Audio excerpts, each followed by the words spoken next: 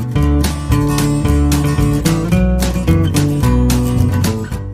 दोस्तों, मेरा नाम है मयंक और आप देख रहे हैं ट्रांसफॉर्मेशन विद एजुकेशन चैनल। स्वागत है आपका हमारे इस ट्रांसफॉर्मेशन विद एजुकेशन चैनल पर। तो चलिए दोस्तों, हम शुरू करते हैं और इंटरनेशनल रिलेशन के सीरीज को आगे बढ़ाते हैं। इस इंटरनेशनल रिलेशन की सीरीज में हमने 2 वीडियो कवर कर चुके हैं। इन 2 वीडियोज में हमने इंटरनेशनल रिलेशन के सिलेबस को पढ़ा है, इंपॉर्टेंट ऑर्गेनाइजेशन जैसे कि नाटो, वार्सो पैक्ट, सीटीओ और नाम, इन सबको मैंने लास्ट वीडियो में आपको कवर करवाया। और फर्स्ट वीडियो में हमने जो इंटरनेशनल रिलेशन में के सब्जेक्ट में जो यूपीएससी का सिलेबस होता है उसके बारे में मैंने आपको बताया, और बताया कोल्ड वॉर के बारे में, first world, second world, third world. और उसमें मैंने 3 पीरियड बताए थे। The first period which was in between 1945 to 1990, the second period which was in between 1990 to 2001, and the third period which is going on from 2001 to present. तो हमने इन 2 videos में, in the past 2 videos, we have covered the first period exclusively. In first period we have studied about first world, second world and third world. Then we have studied about the NATO, Warsaw Pact, CTO, NAM, the different types of important organizations which was established during the first period. Now we move on to second period, which was from 1990 to 2001. So in this period what happened? जैसा कि आप जानते हैं, मैंने पिछले video में भी बताया था कि 1990 में यूएसएसआर का विघटन हो गया। यूएसएसआर का विघटन में, सोवियत यूनियन का विघटन में, वो 15 देशों में बट गया। जब वो 15 देशों में बट गया तो वो कमजोर हो गया। तब डिवीजन, आपने कहीं भी ये स्लोगन पढ़ा होगा, strength lies in the unity, एकता में ही बल है। तो when there unity is broken and it is Soviet Union splits into 15 different nations, then their strength is also divided into 15 parts, and because of this division now they are not capable of challenging US as they were before. जैसे कि वो पहले थे, जैसे कि उन्होंने US ये को चैलेंज किया, जो फर्स्ट वर्ल्ड सेकंड वर्ल्ड को न्यूट्रलाइज करता था, और सेकंड वर्ल्ड फर्स्ट वर्ल्ड को कैसे न्यूट्रलाइज करता था, जैसे कि अगर यूएसए ने कहीं कोई मिसाइल का परीक्षण किया, कुछ भी किया, तो यूएसएसआर भी उसको काउंटर कर लेगा। लेकिन अब क्योंकि यूएसएसआर रहा ही नहीं, अब वो 15 अलग देशों में बट गया, रशिया, बेलारूस, ये सब 15 अलग देशों में बट गया वो। तो super power, greater power, middle power, banana republic, जो मैंने ये बोर्ड पे लिखा है, तो इसका कॉन्सेप्ट इस सेकंड पीरियड में ही आया। तो इसको बताने से पहले मैं ये आपको बता रहा हूँ रशिया के विघटन के बारे में। तो जो यूएसएसआर के विघटन के बारे में, तो when the USSR is divided, it is not capable for to challenge USA को चैलेंज करने लायक नहीं रहा।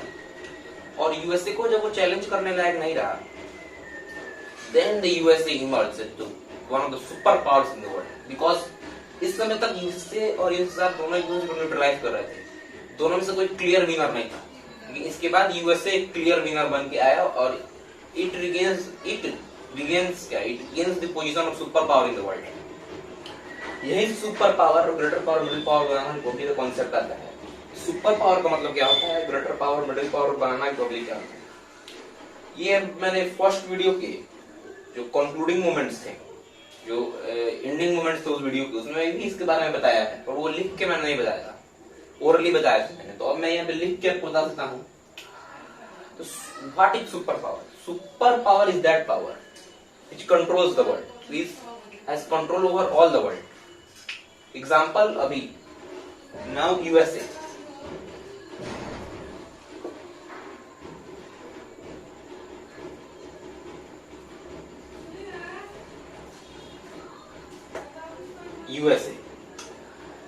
after the dissolution of Soviet Union, USA becomes a clear winner between the Cold War, and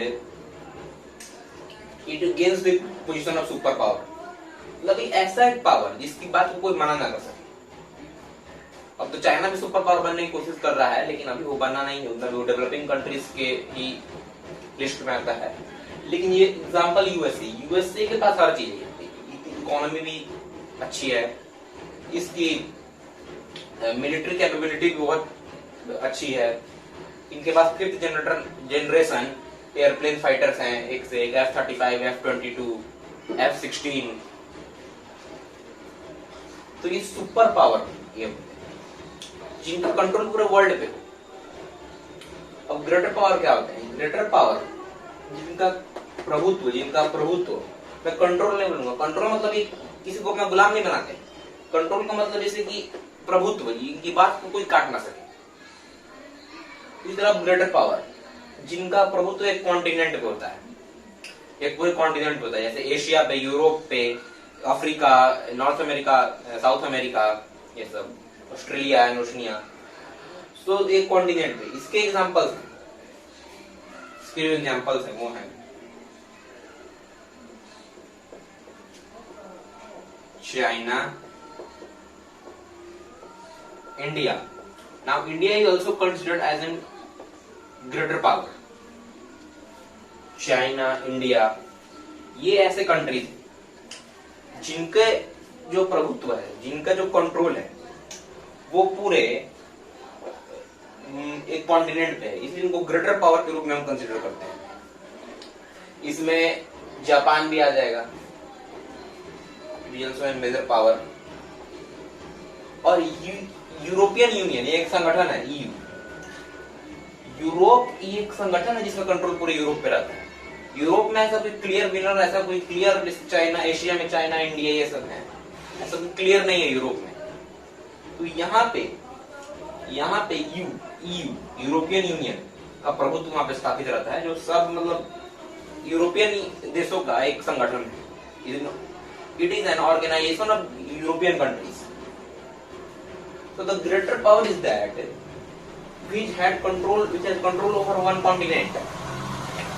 जो greater power उसे बोलते हैं जिस बस पूरे एक कॉन्टिनेंट पे कंट्रोल हो, प्रभुत्व। अब हम बात करते हैं मिडिल पावर। तो मिडिल पावर उन देशों को कहते हैं, उन नेशंस को बोलते हैं जिनका तो प्रभुत्व है पूरे एक वर्ल्ड पे ना होके पूरे कॉन्टिनेंट पे, एक सब कॉन्टिनेंट पे, पूरे सब कॉन्टिनेंट पे उनका प्रभाव हो, इसलिए बोलते हैं। जैसे कि इसमें भी इंडिया आ जाएगा, पर अभी का नहीं, पहले का India. Example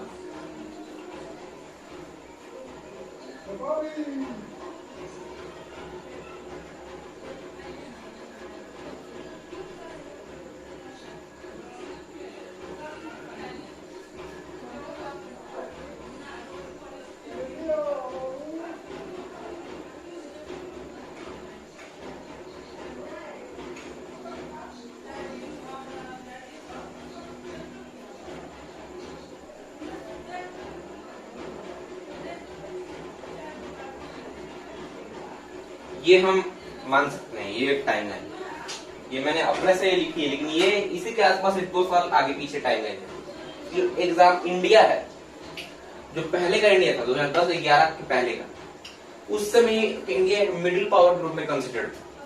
India is considered as an middle power before 2010 to 2011। तो एक्चुअली मिडिल पावर होता क्या है? जिनके पास एक सब कॉन्टिनेंट का कंट्रोल है। इंडिया उसका उस समय क्या था कि अपने ही सब कॉन्टिनेंट मींस उप महाद्वीप, पूरे एशिया महाद्वीप पे नहीं, उसके उप महाद्वीप पे कुछ थोड़े से भाग पे, जैसे इंडिया के पड़ोसी देश हैं, तो प्रभुत्व नहीं, जैसे इंडिया के बाद वो काट नहीं सकती, जैसे नेपाल, भूटान, श्रीलंका, मालदीव, म्यांमार, बांग्लादेश, पाकिस्तान तो इंडिया और पाकिस्तान का तो आपस में तनाव रहता है बॉर्डर पर, टेररिज्म एक अलग टॉपिक है उनका। इंडिया पाकिस्तान रिलेशंस जब हम कवर करेंगे तो उसमें पढ़ेंगे इसको। So the middle power is that which has control over an subcontinent. Example India before 2010 to 11। ये एक टाइमलाइन एक फिक्स नहीं है, कुछ जगह और टाइमलाइन मिलेगी और कुछ जगह और टाइमलाइन मिलेगी। मेरे हिसाब से ये होना चाहिए, क्योंकि इसी के 1-2 साल आगे या फिर पीछे, या तो इसके 11-12 होगा, 12-13, नहीं तो उसके पहले 8-9-7 8, लेकिन ये एक एवरेज टाइम के लिए। अब यहाँ पे आपको इंटरेस्टिंग नाम दिख रहा होगा, बनाना रिपब्लिक। तो बनाना मीन्स होता है केला। तो क्या ये इसमें एक कुछ इसमें केला का कॉन्सेप्ट है? तो इसमें कुछ केला का कॉन्सेप्ट नहीं है, कुछ बनाना का कॉन्सेप्ट नहीं है। ये एक नेम गिवन है और एक इंटरेस्टिंग नेम है। बनाना रिपब्लिक का मतलब वो होता है जिनको पावर, जो पावर गेम है वर्ल्ड में, वर्ल्ड के जियो पॉलिटिक्स में जो पावर गेम चलती है, सुपर पावर की जो पावर गेम होती है वर्ल्ड पावर, ग्रेटर पावर की पावर गेम होती है कॉन्टिनेंट पे, मिडिल पावर की पावर गेम होती है सब कॉन्टिनेंट पर। और बनाना रिपब्लिक की पावर गेम तो कुछ होते ही नहीं है। ये अपने कंट्री पे ही कंट्रोल करना चाहते हैं, मतलब इनकी खुद की कंट्री में सिविल वॉर छिड़ा हुआ है। They are battling with civil war in their own country. जब खुद का घर ही नहीं समझेगा तो फिर ये पावर गेम में किसी और के घर को उजाड़ने मीन्स कि किसी और के घर पे जाने और पावर गेन करने के लिए कैसे सोच सकते हैं? ये बस इतना चाहते हैं कि इनके ओन कंट्री पर इनका कंट्रोल हो जाए।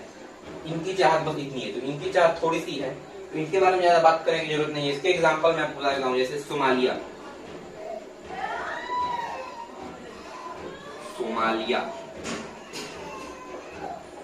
और इसमें श्रीलंका भी आ सकता है, अभी का नहीं पहले वाला, क्योंकि श्रीलंका में पहले गृह युद्ध रहते थे, वो तमिल और सिंहलाज के बीच जो गृह युद्ध, जो इंडिया श्रीलंका रिलेशंस में मैं उसकी भी चर्चा आएगी, उसमें ये पढ़ेंगे। तो ये सोमालिया। तो ये 4 पावर्स के बारे में मैंने आपको बताया। ये थोड़ा टेढ़ा हो गया है, मैं इसको ठीक कर देता हूँ।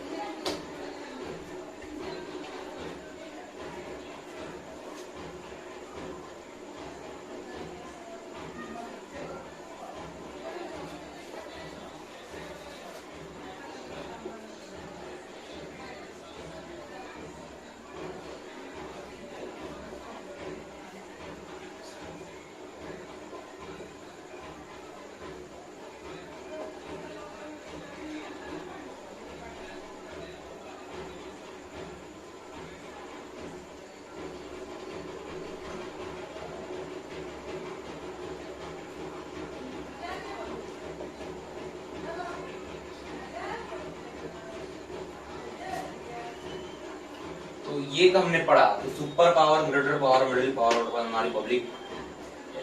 अब यहाँ पे इनकी कुछ जो चाहत है, इनकी जो डिजायर है, उसके बारे में पढ़ सकते हैं हम।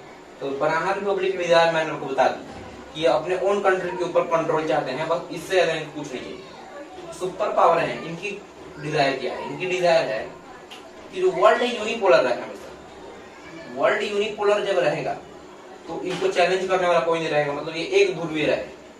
लेकिन जो एशिया है, और एशिया मैंने यूएसए के कॉन्टेक्स्ट में बताया, यूएसए चाहता है कि एशिया जो है वो बाइपोलर है, तो कुछ पावर चाइना के हाथ में, कुछ पावर इंडिया, कुछ पावर जापान के हाथ में रहे। इससे इसको फायदा होगी और किसी एक का इस पर शासन हो जाएगा तो ये यूएसए को चुनौती देने की स्थिति में आ जाएंगे, क्योंकि एशिया एक मेजर कॉन्टिनेंट है वर्ल्ड में।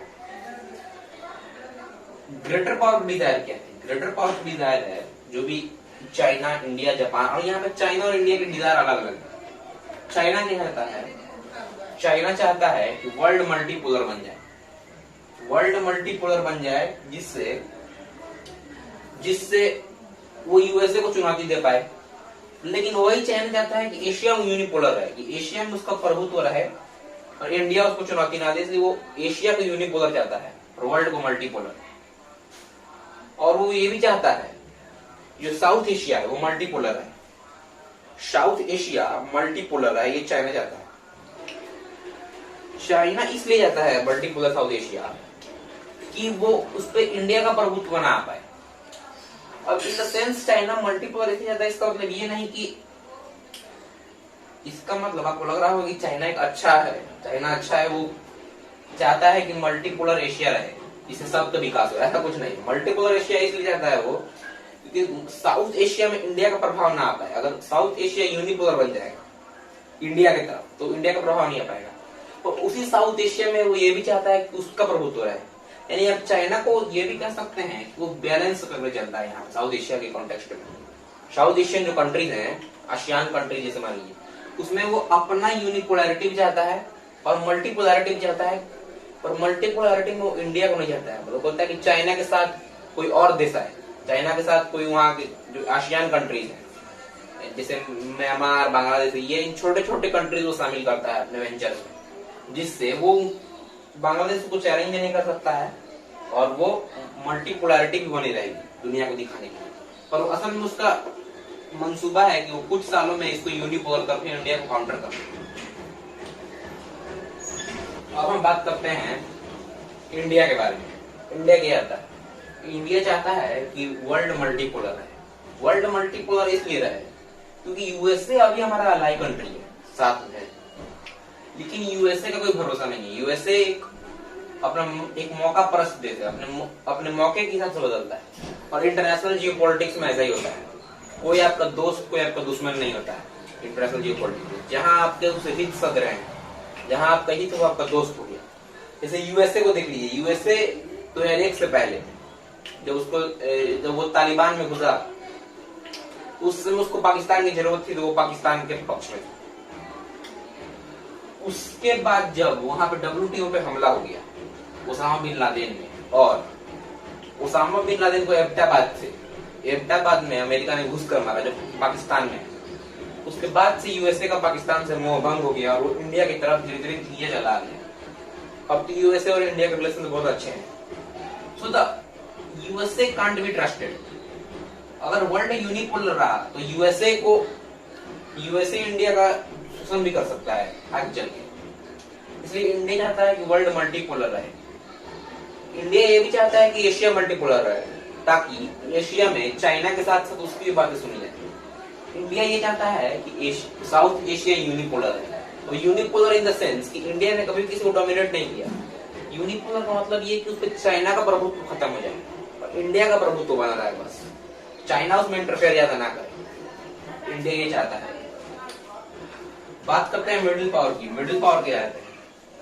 तो जो पहले का भारत था, मिडिल पावर चाहते हैं कि उनके जो सब कॉन्टिनेंट पे जो प्रभुत्व है वो बना रहे और धीरे धीरे वो बिल्डर पावर के रूप में बनना चाहते हैं, ताकि उनके प्रभुत्व कॉन्टिनेंट पे भी रहे। जैसे कि एग्जांपल इंडिया जो 2010 से 11 से पहले का था, इंडिया का इस समय 2008 में अगर हम इमेजिन करें तो इस समय इंडिया का अटेम्प्ट होगा कि वो ग्रेटर पावर बने, और इन टू 2021 इंडिया ग्रेटर पावर बन चुकी है। बनाना रिपब्लिक के डिजायर में मैंने आपको बताया कि उनको control over there own country चाहिए, बस इतना चाहिए। एग्जांपल सोमालिया, श्रीलंका पहले का। तो ये हमने बात की अभी सेकंड पीरियड के बारे में। सेकंड पीरियड में और एक और बात है कि 2001 में जो विश्व का सबसे ताकतवर देश था अमेरिका, उसके WTO वर्ल्ड ट्रेड WTC पर, वर्ल्ड ट्रेड सेंटर पर आक्रमण हुआ अल कायदा के आतंकियों द्वारा, जिसमें ओसामा बिन लादेन मुख्य सरगना था उसका। The leader of that attack, which was usually considered as a 9/11 attack, was Osama bin Laden. इसके बाद USA ने in aftermath of these attacks, USA launched a series of strikes and attacks on Iran and Afghanistan.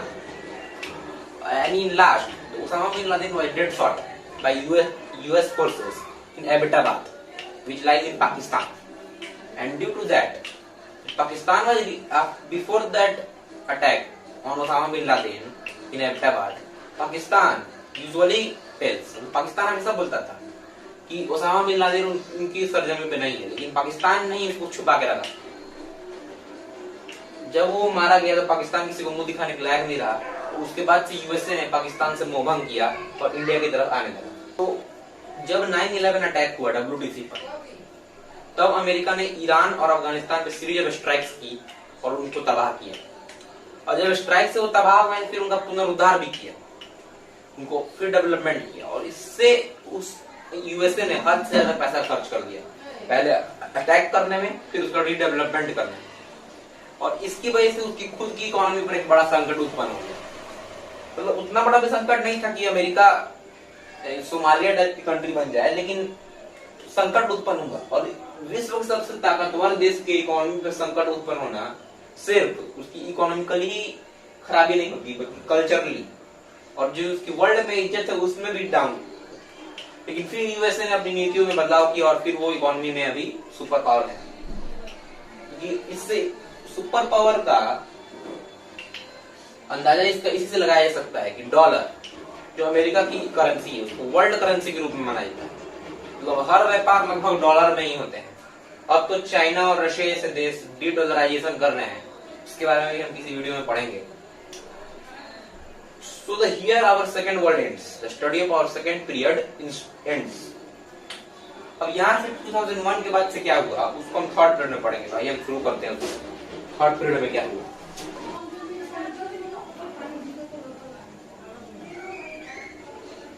Third period के बारे में पढ़ेंगे।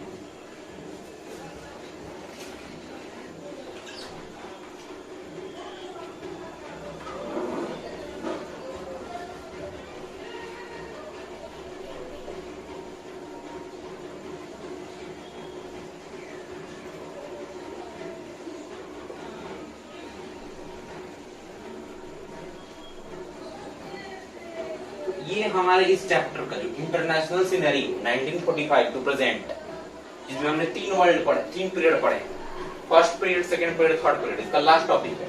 और इस video में मैं इस टॉपिक को खत्म करके ये चैप्टर समाप्त हम एंड करेंगे और नेक्स्ट वीडियो में हम इंडियन फॉरेन पॉलिसी एक न्यू चैप्टर हम शुरू करेंगे।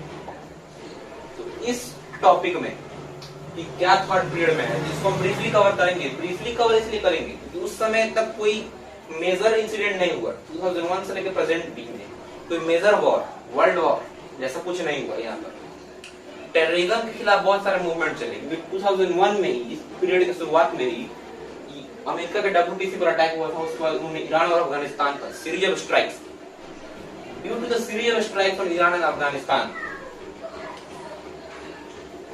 and after their redevelopment again by Americans, the economy of America was put in danger for some time. लेकिन उसके बाद अमेरिका ने सुधार लिया। लेकिन उस समय तक रशिया जो था, अब हम रशिया की बात करते हैं। रशिया जो 15 देशों में बटे, यूएसएसआर जो 15 देशों में बटा था, उसमें सबसे बड़ा सक्सेसर कौन था? रशिया।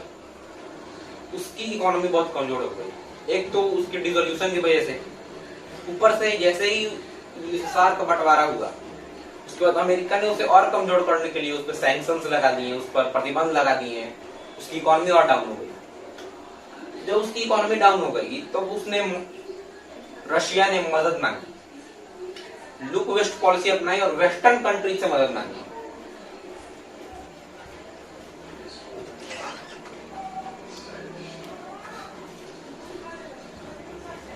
वेस्टर्न कंट्री से मदद इसलिए मांगी रशिया ने क्योंकि रशिया को मालूम था कि वेस्टर्न कंट्रीज उसकी मदद इसी क्यों करेंगे।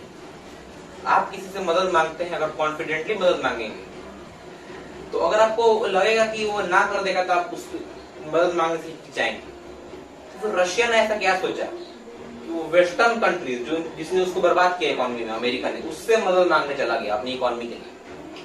ऐसा इसलिए क्योंकि रशिया भले ही इकोनॉमिकली कमजोर था लेकिन मिलिटरली अभी भी वो कैपेबल था, अभी भी उसके पास हथियार थे। लुक वेस्ट पॉलिसी अपना के उसने रशियन कंट्री से मदद, वेस्टर्न कंट्री से मदद मांगी। When Russia asked help from Western countries, USA adopted and policy of limited help to Russia. तो उन्होंने हेल्प किया। क्यों किया? क्योंकि अगर वो हेल्प नहीं करता, अगर वो ज्यादा हेल्प कर देता तो रशिया फिर से ताकतवर होकर उसको चुनौती देता, और अगर वो हेल्प थोड़ी भी नहीं करता तो अमेरिका जानता था कि रशिया के पास मिलिट्री कैपेबल और न्यूक्लियर पावर है। तो वो अमेरिका के जो दुश्मन है, जो आसपास के देश हैं, तो दुश्मन है चाइना और बहुत सारे देश जो अमेरिका को लाइक नहीं करते हैं, वो उन लोगों को न्यूक्लियर पावर, न्यूक्लियर का जो टेक्नोलॉजी है वो भेज देता, अपनी मिलिट्री भेज देता, मतलब अपने जो फाइटर जेट्स हैं, अपने जो लड़ाकू विमान हैं, टैंक्स हैं, नेवल शिप से पनडुब्बियां हैं, उनको भेज देता। इससे अमेरिका के इंटरनल सिक्योरिटी के लिए थ्रेट हो जाता। इसलिए उसने लिमिटेड हेल्प की नीति अपनाई कि वो बर्बाद ना हो पाए।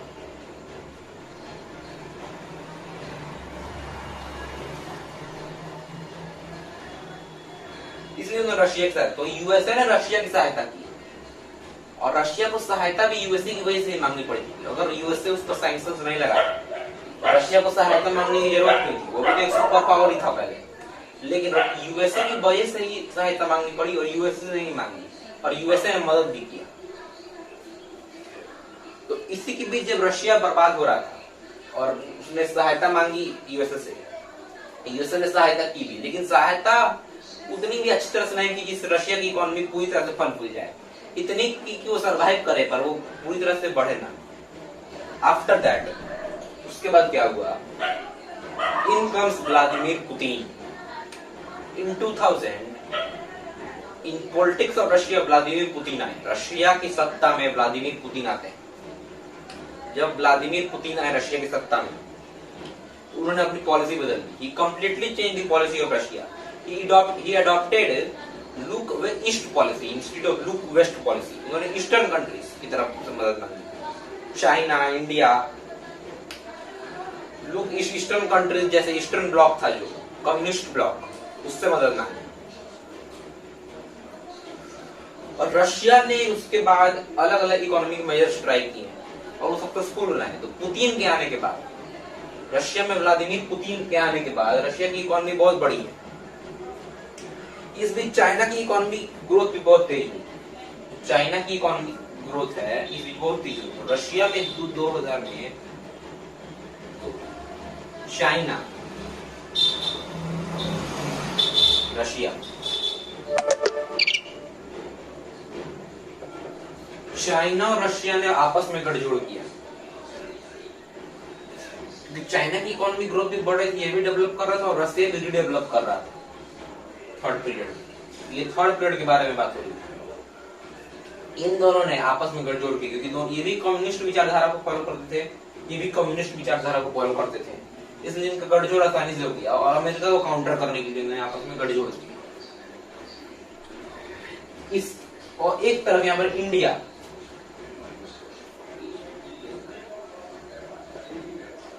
यूएसए का भी गठजोड़ हुआ। यूएसए ने चाइना और रशिया को काउंटर करने के लिए इंडिया को प्रोबेबल देखा। इंडिया को क्या प्रोबेबल देखा कि ये भविष्य में इन दोनों को काउंटर कर सकता है। और इंडिया ने भी यूएसए के साथ चला, क्योंकि वो जानता था कि यूएसए पाकिस्तान का हाल दामन छोड़ चुका है, इसलिए इंडिया को कोई प्रॉब्लम नहीं था यूएसए का आने में। लेकिन इन दोनों का जो गठजोड़ था ये आपस में परस्पर विरोधी नहीं था, मतलब, और उसका मेन कारण था इंडिया, क्योंकि चाइना रशिया का गठजोड़ तो पूरी तरह से दोनों इसके खिलाफ है यूएसए के, पर इंडिया चाइना के खिलाफ तो था पर रशिया के खिलाफ नहीं था। वो रशिया ने इंडिया को बहुत मदद किया है। 1971 के वॉर में जब यूएसए पाकिस्तान के साथ था तब रशिया ने हमारी मदद की। तो इंडिया और यूएसए का गठबंधन इन दोनों के गठबंधन जैसा नहीं था। इंडिया रशिया को भी मेंटेन कर रहा था साथ साथ, और अभी भी करता है। अमेरिका जो पीएम है, अमेरिका जो प्रेसिडेंट है डोनाल्ड ट्रंप, उनकी ऑब्जेक्शन के बावजूद इंडिया ने S-400 defence air defence system Russia से खरीदा और उसको कंटिन्यू भी किया उस ऑर्डर को। तो ये दिखाता है कि इंडिया यूएसए और रशिया दोनों के साथ साथ में मेंटेन करता है, और अभी तक उसकी जो सक्सेसफुल नॉन अलाइनमेंट की जो नीति है उसको फॉलो करता है। अब जो इंडिया यूएसए के संबंध इतने अच्छे कैसे हो गए, तो इंडिया और यूएसए के संबंध अच्छे इसलिए हो गए हैं, उसके लिए बिल क्लिंटन और अटल बिहारी वाजपेयी, इन दोनों को श्रेय आता है। इन दोनों ने इंडिया और यूएसए के संबंधों को मधुर तक पहुंचाने में, जो कटु से मधुर तक, कहने मतलब जो कटुता थी इन दोनों में उसको मधुरता तक पहुंचाने में, गुड रिलेशंस के बीच में इन दोनों की बहुत श्रेय जाता है। बिल क्लिंटन को और अटल बिहारी वाजपेयी को। बिल क्लिंटन जो यूएस के हेड थे और अटल बिहारी वाजपेयी जो इंडिया के हेड थे। So now we are on the concluding parts of our video. अब हम इस वीडियो को कंक्लूड करेंगे। इसमें बेसिकली ये था कि ये गठजोड़ हुआ। जब इन दोनों के बीच गठजोड़ होता है तो इस गठजोड़ में पहली समस्या क्या थी, चाइना और रशिया आपस में बॉर्डर शेयर करते थे और इन दोनों के बीच भी एक सीमा विवाद था। पर इन दोनों ने समझदारी दिखाई और 2012 में अपने उस सीमा विवाद को आपस में सॉल्व कर लिया और गठजोड़ बना के भारत रशिया पे फोकस, यूएसए पे फोकस किया और यूएसए को काउंटर करने लगे। लेकिन तभी क्या होता है 2014 में, उसके 2 साल बाद चाइना में एक क्राइसिस हो गया। उसकी इकोनॉमी जो तेजी से बढ़ रही थी वो अब स्टीप नीचे आ गई, क्योंकि जो उसकी डेवलपमेंट जो 2011 में 11.2% थी, जो GDP जीडीपी की जो डेवलपमेंट थी 11.2% थी, 11.2%, वो 2014 में घट के 6% आ गई। 3 साल में इतनी घट गई 5%। तो चाइना को अब अपने इकोनॉमी को बढ़ाने में फोकस करना पड़ा, अपने जीडीपी को मेंटेन करने के लिए, तो वो और नीचे आ जाता। इसलिए वो अब इस गठजोड़ को उतना ध्यान नहीं दे पा रहा था, वो अपने ही देश के अंदर काम करने में जुटा हुआ था। इसलिए उस समय तक वो यूएसए को काउंटर कर नहीं पा रहा था। तो 2014 में, लेकिन फिर जब इसकी इकोनॉमी वापस बढ़ गई तो ये यूएसए को काउंटर करना इसने चालू कर दिया, और अब तो रशिया आता भी नहीं है, इसकी इकोनॉमी भी और डाउन हो गई है। चाइना ही अब एक मेजर कंटेंडर है यूएसए को चैलेंज करने के लिए। ये सुन के बुरा लगेगा क्योंकि इंडिया वाले चाइना वाले को उतनी अच्छी नजर से नहीं देखते हैं, लेकिन ये सच है। चाइना ने अपने डेवलपमेंट इतना किया है, चाइना ने, कि वो यूएसए को चुनौती देने के कैपेबल है, और वो देता भी है। चाइना यूएसए को उसकी भाषा में जवाब देता भी है। अभी भी जो G7 की मीटिंग हुई, उस पर जो भद्दा कार्टून, जो उसको नहीं बनाना चाहिए था चाइना को, उसने बनाया।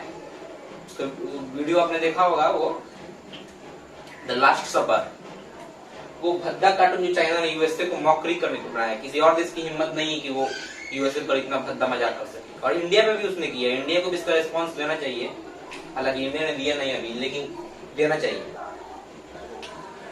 तो चाइना उस समय अपनी कंट्री पे फोकस कर रहा था। China is focusing on his own country. तो उस समय तक ये चैलेंज नहीं कर पाया, लेकिन बाद में फिर इसने चैलेंज करना चालू कर दिया। अब तो इस गठजोड़ की जरूरत भी नहीं है, रशिया रहेगा भी नहीं चाइना के साथ, तो भी चाइना चैलेंज कर देगा उसको। इंडिया को भी चाइना से सीखना चाहिए, और इसी तरह अपने आप को डेवलपमेंट करना चाहिए, ताकि एक दिन वो भी चाइना को चुनौती दे सके और यूएसए को भी दे सके। उसके बाद जो अमेरिका की सत्ता में 20 जनवरी 2017 को डोनाल्ड ट्रंप आते हैं। डोनाल्ड ट्रंप चुनाव जीत के आते हैं, अमेरिकन प्रेसिडेंट बनते हैं। डोनाल्ड ट्रंप की जो पार्टी है, रिपब्लिकन पार्टी। अमेरिका में बेसिकली 2 पार्टी है, रिपब्लिकन और डेमोक्रेट। जो रिपब्लिकन पार्टी है वो थोड़ी सी प्रैक्टिकल सोच रखती है, और डेमोक्रेट्स पार्टी है थोड़ी सबको मेंटेन करने की सोच रखती है, की विचारधारा, आइडियोलॉजी है। तो इंडिया में भी अलग अलग पॉलिटिकल पार्टी है। बीजेपी हिंदुत्व को फॉलो करती है। हिंदुत्व मतलब हिंदुओं की तरफ नहीं, हिंदुत्व का मतलब होता है कि वो एक हिंदुत्व को एक जीवन जीने का लाइफ स्टाइल मानते हैं, वे ऑफ लाइफ स्टाइल। तो कांग्रेस है वो सेकुलर है, और सभी एनसीपी भी सेकुलर है। कम्युनिस्ट पार्टी है of India, communist party of India, Marxist, वो भी इंडिया में है। तो इस तरह वहां की 2 पार्टी है, रिपब्लिकन और डेमोक्रेट्स। रिपब्लिकन पार्टी थोड़ा प्रैक्टिकल सोचती है, वो सिर्फ अपने देश पे फोकस करना चाहते हैं, तो दूसरे देशों के अफेयर में रहते हैं पर अपने देशों का फायदा देखते हैं। और जो डेमोक्रेट्स पार्टी है वो उतना अपने देश का फायदा नहीं देखती है, वो देखती है लेकिन साथ साथ में दूसरे देशों को भी लेके चलती है, कोलैबोरेट करती है। तो वहां की अपनी आइडियोलॉजी है। तो रिपब्लिकन पार्टी की थे डोनाल्ड ट्रंप, इन्होंने आते ही वहां पैसा लगाना बंद कर दिया जहां पे अमेरिका को कोई फायदा ना हो। इसलिए जो पेरिस इन्वायरमेंटल समिट थी, जो पेरिस जल संधि थी, उसमें से यूएसए बाहर निकल गया। लेकिन उसके बाद फिर ये 2021 में जो बाइडेन अमेरिका की सत्ता में वापस आ गए, जो कि डेमोक्रेट पार्टी से ताल्लुक रखते थे। और डेमोक्रेट पार्टी जो सबको कोलैबोरेट करके चलती है। और जो बाइडेन वही जो बाइडेन है जो बराक ओबामा के शासनकाल में यूएस के वाइस प्रेसिडेंट थे, जो यूएस के प्रेसिडेंट बन गए। तो उन्होंने फिर पेरिस जल संधि में आने का वादा किया था, और वो आएंगे भी। और जो WHO को कोरोना के टाइम पे जो अमेरिका ने फंडिंग देना बंद कर दिया था, उसको भी उन्होंने चालू कर दिया है। तो अभी यूएसए एक सुपर पावर है, पर उसको चाइना भी चुनौती दे रहा है। वर्ल्ड की जियोपॉलिटिक्स अब ये है। और वो अपनी इमेज की चिंता नहीं करते थे डोनाल्ड ट्रंप, वो सिर्फ वहां उन्होंने पैसा लगाना बंद कर दिया जहाँ पे उनको कोई फायदा ना। जैसे कि जापान में उनके जो इन्वेस्टमेंट थे, जापान की अपनी कोई सेना नहीं है, उसकी सुरक्षा की जिम्मेदारी यूएसए है।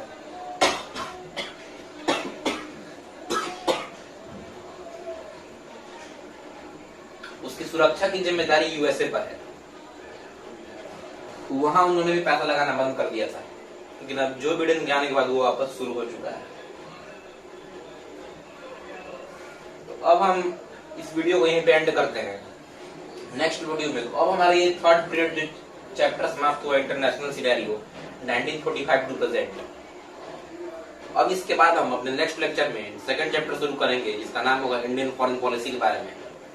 और फॉरेन पॉलिसी क्या होती है उसके बारे में, जो फॉरेन पॉलिसी के डिसाइडिंग फैक्टर्स होते हैं वो भी हम पढ़ेंगे। तो अब हम वीडियो को यहीं पे एंड करते हैं। इस चैनल को सब्सक्राइब, लाइक, शेयर करना ना भूलें और मिलते हैं नेक्स्ट वीडियो में। Thanks for watching.